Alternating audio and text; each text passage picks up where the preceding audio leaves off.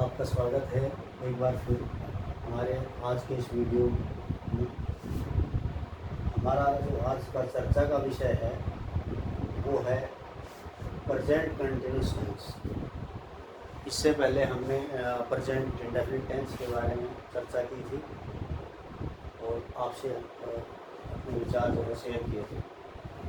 आज है जो इससे अगला प्रेजेंट इंडेफिनिट टेंस से जो अगला टेंस है present continuous tense.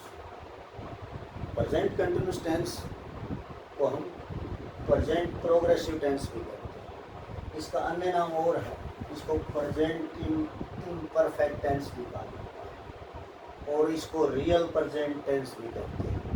Present continuous tense को हम हिंदी में सातत्यबोधक, प्रगतिशील, अपूर्ण वर्तमान काल कहते हैं।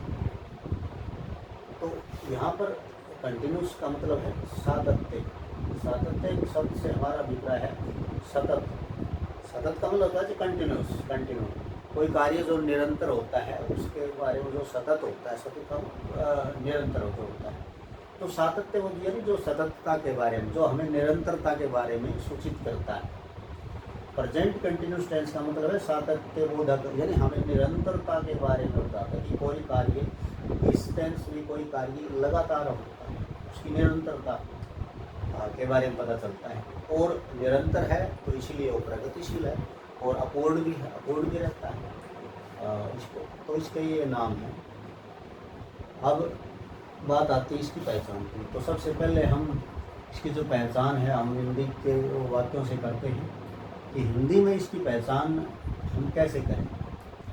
तो जैसा मैंने बताया था प्रेजेंट इंडेफिनिट टेंस, उसी भांति इसकी भी जो पहचान है वो है ऐसे ही कि जिन हिंदी वाक्यों की मूल क्रिया के अंत में रहा है, रही है, रही हैं, रहे हैं, रहा हूँ, रही हूँ, रही हो, रहे हो आए, ऐसे वाक्यों का अंग्रेजी में अनुवाद प्रेजेंट कंटिन्यूस टेंस में किया गया। अर्थात जो हमने बताया था इससे पहले, जो प्रेजेंट इंडेफिनिट टेंस का जो वीडियो था उसमें हमने बताया था पहचान, हिंदी की जो पहचान उसमें मूल क्रिया का अर्थ हमने समझा। मूल क्रिया क्या होती है, जैसे पढ़ना, लिखना, हंसना, खेलना, कूदना, इसमें जो ना शब्द होता है, ना जो है उपसर्ग, हम वो हटा देते हैं और जो बच जाता है खेल,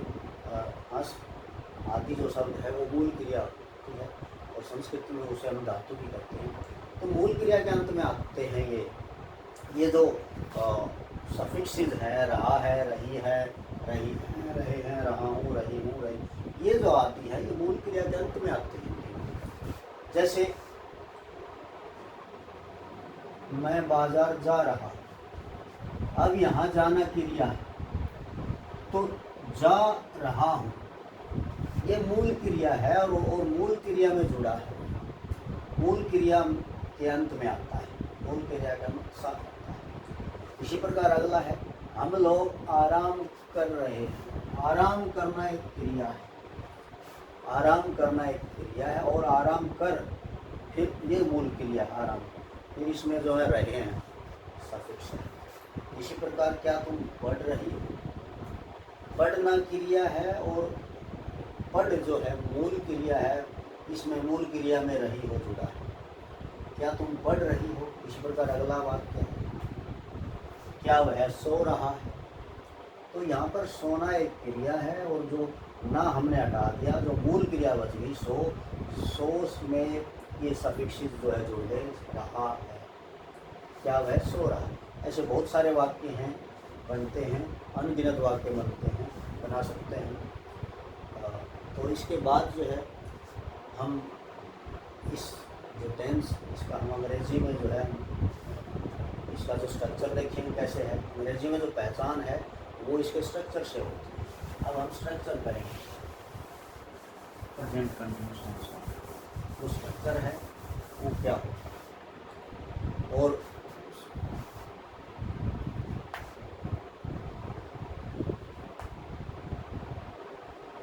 स्ट्रक्चर का मतलब होता है रचना या बनावट, यानी किसकी रचना है बनावट? वाक्यों की रचना। वाक्यों की हम वाक्यों के स्ट्रक्चर से समझेंगे।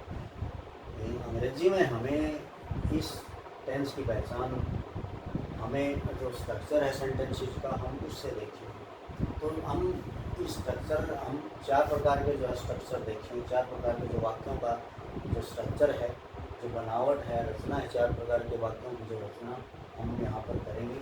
तो उनसे हमें इसकी जो अंग्रेजी में पहचान उससे हमें पता चले। तो सबसे पहला जो स्ट्रक्चर है सेंटेंस है वो अफर्मेटिव सेंटेंस है। यहाँ हम पूरा नहीं लिखेंगे, हम उस कैलकुलेशन में लिखेंगे, क्योंकि इसके बारे में हमने बता दिया है कि अफर्मेटिव सेंटेंस, ए का मतलब अफर्मेटिव, एस का मतलब सेंटेंस। अफर्मेटिव सेंटेंस को हिंदी में कहते हैं सकारात्मक होगा। हम इसके बारे में पहले वर्णन कर चुके हैं। सकारात्मक का मतलब जिस वाक्य के अंदर हाँ का भाव होता है, यस सेंस। तो हम इसका स्ट्रक्चर देखते हैं। सबसे पहले सब्जेक्ट करता, फिर हेल्पिंग वर्ब,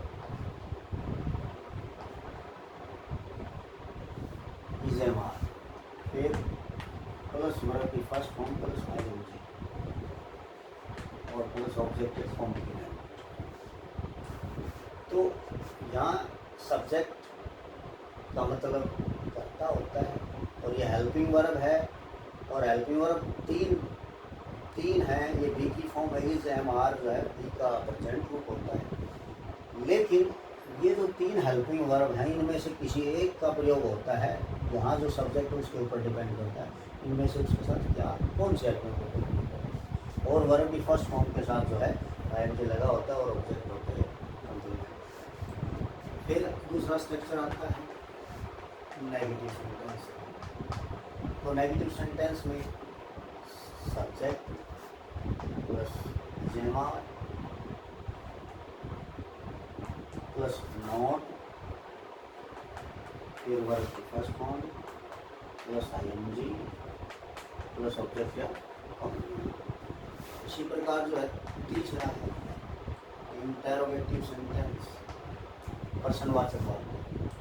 देखो अफर्मेटिव सेंटेंस और नेगेटिव सेंटेंस में क्या हमने नोट जोड़ा है, क्योंकि ये नेगेटिव सेंस होती है, इसमें ना का भाव होता है, तो हमने नोट लगाया, और नोट हमेशा जो हेल्पिंग वर्ब के बाद लगता है। तो इसमें ये फर्क है, इसमें ये अंतर है कि केवल नोट लगी, इसमें नोट नहीं लगता, इसमें नोट लगा होता है। अब इंटरोगेटिव सेंटेंस हमने जन किया था पहले कि इंटरोगेटिव सेंटेंस जो है 2 प्रकार के होते हैं, डब्ल्यूएच वर्ड्स टाइप और यस नो टाइप। तो डब्ल्यूएच वर्ड्स टाइप सबसे पहले प्लस हेल्पिंग वर्ब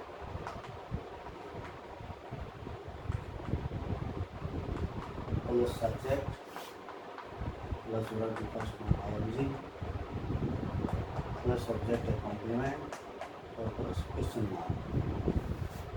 तो अब देखें डब्ल्यूएच वर्ड से लेकर यहाँ तक क्वेश्चन मार्क तक जो ये स्ट्रक्चर है, ये डब्ल्यूएच वर्ड्स टाइप सेंटेंस का स्ट्रक्चर। और यदि हम यस नो टाइप का स्ट्रक्चर बनाएंगे तो हम डब्ल्यूएच वर्ड्स को हटाते हैं और हेल्पिंग वर्ब से स्टार्ट होता है। यस नो टाइप का हेल्पिंग वर्ब से स्टार्ट होता है, ये यस नो टाइप का स्टाइल। तो ये 2 स्ट्रक्चर हो गए, एक नहीं। अब ये दोनों का मिक्स नेगेटिव सेंटेंस और इंटरोगेटिव सेंटेंस, इसको हम इंटरोनेगेटिव सेंटेंस करते हैं। डब्ल्यूएच वर्ड्स, ये स्ट्रक्चर लिखने से पहले हम यहाँ समझ लेते हैं ये इंटरोगेटिव सेंटेंस का स्ट्रक्चर है। इसका मतलब इसमें जो है ये जो शब्द है नोट, ये और लगाना है। इसमें ये यदि ये और लगाते हैं तो ये हमारा जो है इंटरोगेटिव और नेगेटिव सेंटेंस का स्ट्रक्चर आ जाएगा। अब देखते हैं यहाँ पे WH words plus is am are plus subject plus not plus verb की first form ING plus object या कॉम्प्लीमेंट और प्लस क्वेश्चन मार्क। तो ये स्ट्रक्चर है। ये 4 प्रकार के जो सेंटेंसेस हैं उनका स्ट्रक्चर से हमें जो है इस टेंस की पहचान होती है। सबसे पहले हम मेनली जो वाक्य में हेल्पिंग वर्ब और जो है मेन वर्ब की जो शक्लें हैं इनसे पहचान होती है, और बाकी हम भूल जाएं। किसी भी सेंटेंस में टेंस की पहचान होती है जो हेल्पिंग वर्ब और जो मेन वर्ब है उसकी शक्ल जो है, उसका जो स्ट्रक्चर है, हमें वो ध्यान रखना है, वो हमें पकड़ना है। किसी भी सेंटेंस में यदि टेंस की पहचान करनी है तो हमें ये इन चीज़ों की तरफ, यदि हेल्पिंग वर्ब है तो हेल्पिंग वर्ब और मेन वर्ब को जो है देखना, इससे जो है किसी भी टेंस की पहचान। तो इसके बाद जो है हमारे पास प्रश्न आता है कि यहाँ ये जो तीनों हेल्पिंग वर्ब हैं किस सब्जेक्ट के साथ जो है कौन सी हेल्पिंग वर्ब है। तो हम ये बारी बारी से जो तीन बातें हैं वो हमें लिखेंगे। इसके बाद जो है स्ट्रक्चर से संबंधित जो एग्जाम्पल है वो बारी बारी से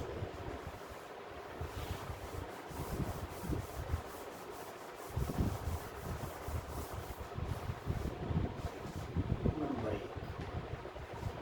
यदि सब्जेक्ट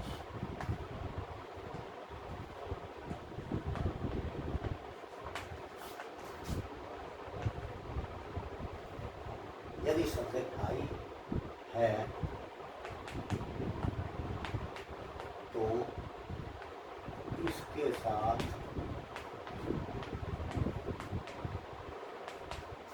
एम हेल्पिंग वर्ब का प्रयोग किया जाता है। एम हेल्पिंग वर्ब का प्रयोग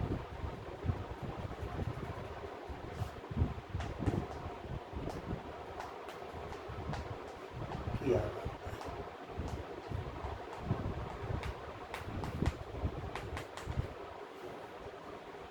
number 2, subjects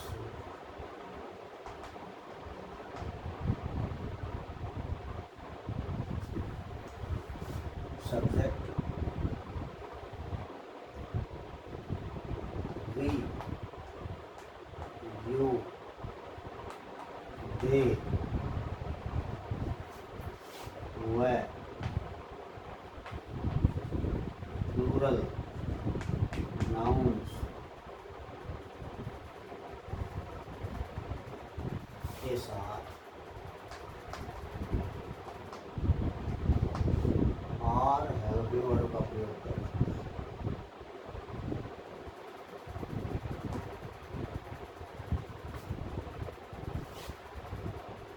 are helping verb का प्रयोग करना। यदि सब्जेक्ट आई है तो उसके साथ एम हेल्पिंग वर्ब का प्रयोग किया जाता है। यदि सब्जेक्ट वी यू दे व प्लूरल नाउन्स हैं तो आर हेल्पिंग वर्ब का प्रयोग किया जाता है। इसी प्रकार जो है तीसरा जो नियम है वो सब्जेक्ट ही सी इट व singular noun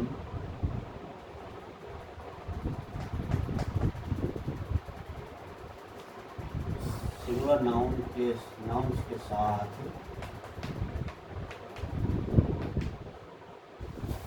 is helping verb का प्रयोग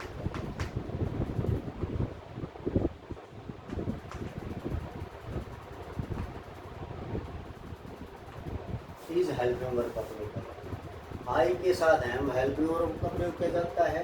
वी यू दे व प्लूरल नाउन्स के साथ आर हेल्पिंग वर्ब का प्रयोग किया जाता है। और यदि सब्जेक्ट ही सी इट व सिंगुलर नाउन है तो उसके साथ इज हेल्पिंग वर्ब का प्रयोग किया जाता है। हमें ध्यान रखना है। अब हम इसके एग्जाम्पल देखते हैं स्ट्रक्चर के हिसाब से।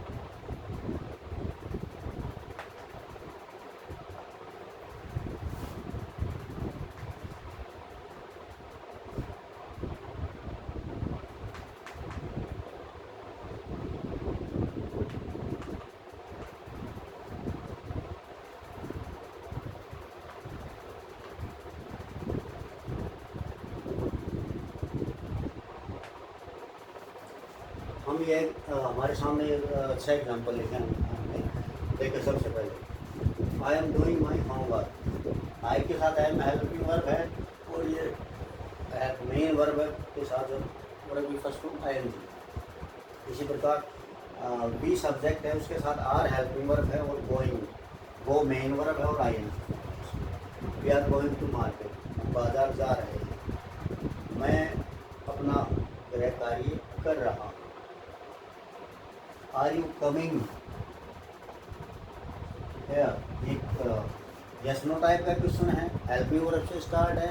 आर यू कमिंग है, क्या तुम यहाँ आ रहे हो, या क्या आप यहाँ आ रहे हो। तो यहाँ पे ये वर्ब की first form plus I N G है, और ये आर है, क्योंकि सब्जेक्ट यू है, यू के साथ आर है। इसी प्रकार इसी में ये डब्ल्यू टाइप का जो है क्वेश्चन का एग्जाम्पल है, what is he doing there, वह वहाँ क्या कर रहा है। ये डब्ल्यू टाइप का है।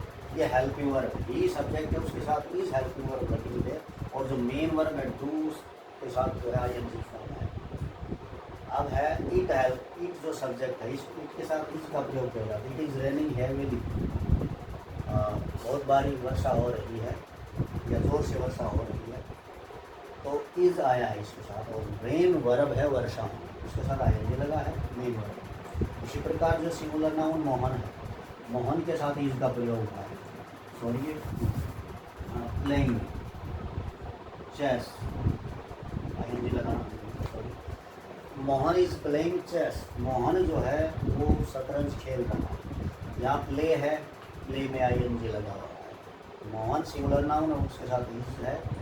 तो इस प्रकार जो है ये हमारा प्रेजेंट कंटिन्यूस टेंस है, उसके हमने हिंदी में पहचान की, और जो स्ट्रक्चर है इस जो स्ट्रक्चर और पहचान के को ध्यान में रखते हम इस जो टेंस है इसको हम आसानी से सीख सकते हैं। तो यदि हमारे जो वीडियो पसंद आए तो प्लीज़ लाइक, शेयर